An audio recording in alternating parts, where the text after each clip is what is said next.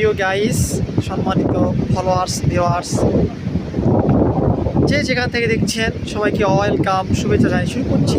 আমি এখন দেখতে পাচ্ছেন ব্যাকগ্রাউন্ড দেখে নিশ্চয়ই বুঝে গেছেন আমি আছি বাংলাদেশের সর্বদক্ষিণের জেলা কক্সবাজার জেলার টেকনাফ উপজেলার সেন্ট মার্টিনে। আমি আছি এখন সেন্ট মার্টিন আইল্যান্ডে, যা বছরের নির্দিষ্ট 2 মাস খোলা থাকে। এখানে প্রচুর পরিমাণ প্রবাল পাথরে ভরা, একটু ব্যতিক্রম হলে পা কেটে যেতে পারে। তাই এখনও যারা সেন্ট মার্টিন ভ্রমণে আসতে চান, বেশি দেরি করে না করে আর মাত্র কয়েকদিন বাকি আছে, চলে আসুন। খুবই সুন্দর লাগে, পরিবার পরিজন বন্ধু বান্ধব নিয়ে আসতে পারেন। সুন্দর একটি মনোরম দেখার মতো জায়গা।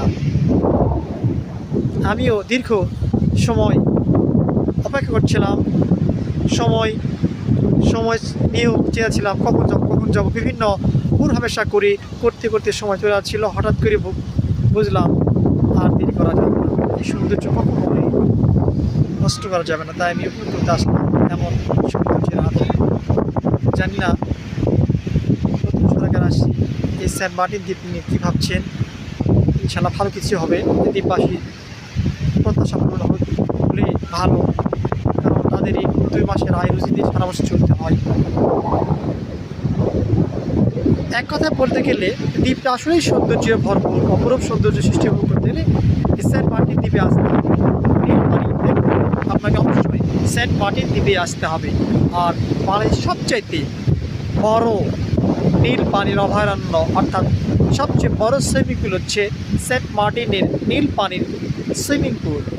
না আসলে আর না গোসল করলে বুঝতে পারবেন না কি সুন্দর আমার দেশে এত বড় একটা সুন্দর প্রাকৃতিক সুইমিং পুল আছে, যা বাংলাদেশের সাপিনা পার্ক, স্বপ্নপুরী পার্ক, হান্টার্স কিংডম থেকে মুন্সিগঞ্জের নতুন একটা সুইমিং পুল, সবগুলোকে হার মানিয়ে পিছনে ফেলবে সেন্ট মার্টিন দ্বীপ।